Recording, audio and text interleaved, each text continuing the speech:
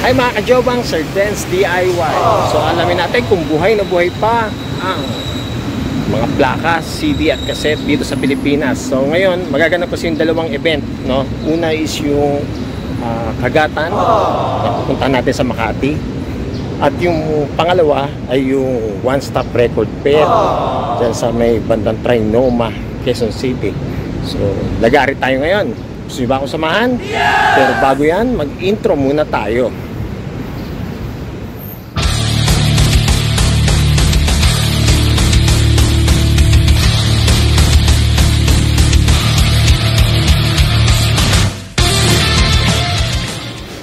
So mga kajobang, bago tayo pumunta sa dalawang event, so unahin natin yung Quezon City, then punta tayo sa Makati. So yung t-shirt natin, bagay na bagay ngayon, no? Run, DMC. Alam niyo ba ibig sabihin yan? So Run, tatakbo si Dennis D. Tatakbo si Dennis sa Makati. Ay, hindi pala QC. Yung Q yan, no? Quezon City. Dahil nagbibiro lang tayo. So tara.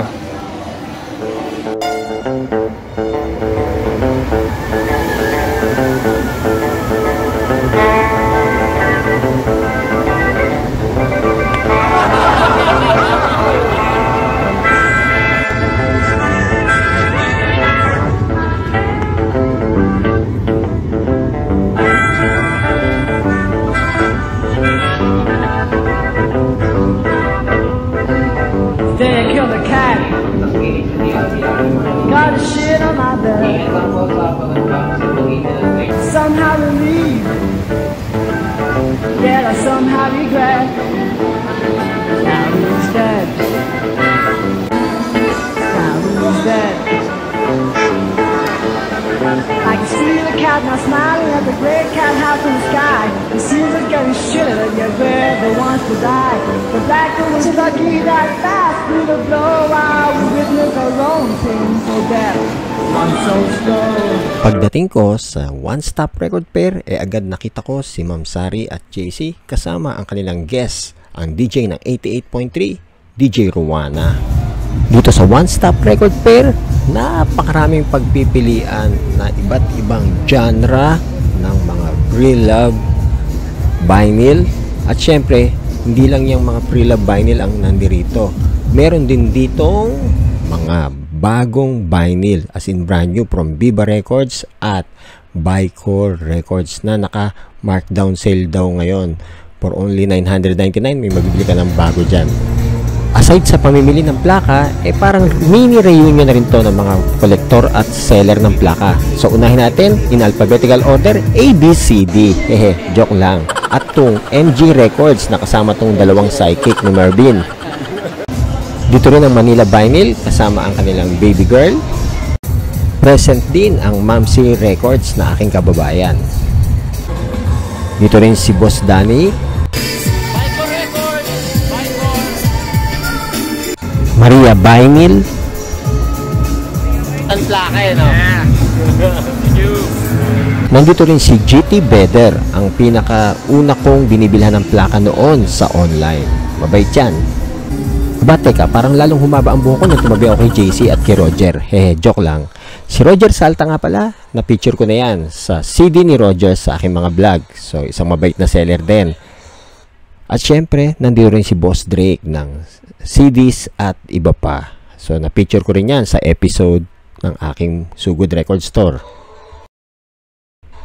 Medyo matagal-tagal din akong di nakapunta dito sa One Stop Record Fair. Parang halos 1 year akong napahinga. Kaya, first time kong pumunta rito, nasa Trinoma nila ginawa ang One Stop Record Fair. Dati kasi sa Green Hills o dun sa may Ayala, the 30th. Hiramin ko yung sinasabi ni Ian Red palagi na nakakatuwa naman dahil buhay na buhay ang plaka dito sa Trinoma o One Stop Record Fair. At yan, nanggaling tayo sa Trinoma sa One Stop Record Fair. Ang next stop naman natin, Kagatan sa Makati Cinema Square. Tara, punta tayo. Time check at 3:26 na ng hapon at magte-teleport naman ako patungo sa Makati Cinema Square. Siyempre, ang sasakyan ko ay MRT going to Makati. Ang hindi ko lang alam kung sa Guadalupe o sa Magallanes ako bababa. Medyo first time kong pupunta ron galing dito sa Quezon City. At nang tinignan ko ang mapa ng DOTR MRT3, uy, malayo-layo pa rin pala ang Guadalupe o ang Magallanes dito sa North Avenue.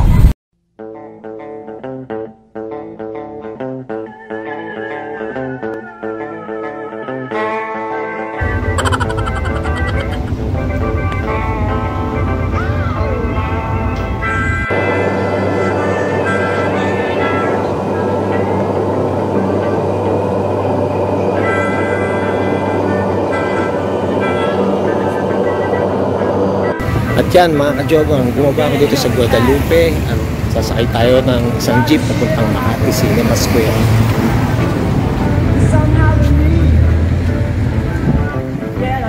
A few moments later. Mga kajogong, time check, 5 o'clock. Nandito na tayo sa Makati Central Square at dyan nagaganap ngayon yung Kagatan 45. So, tara na.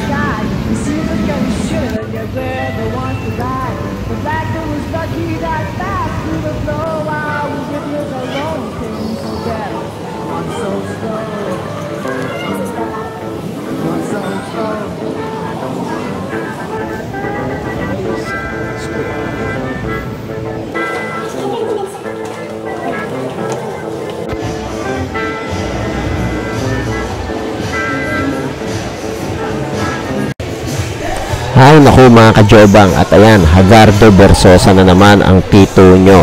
Bakit kamo? Naligaw ako from dun sa Guadalupe.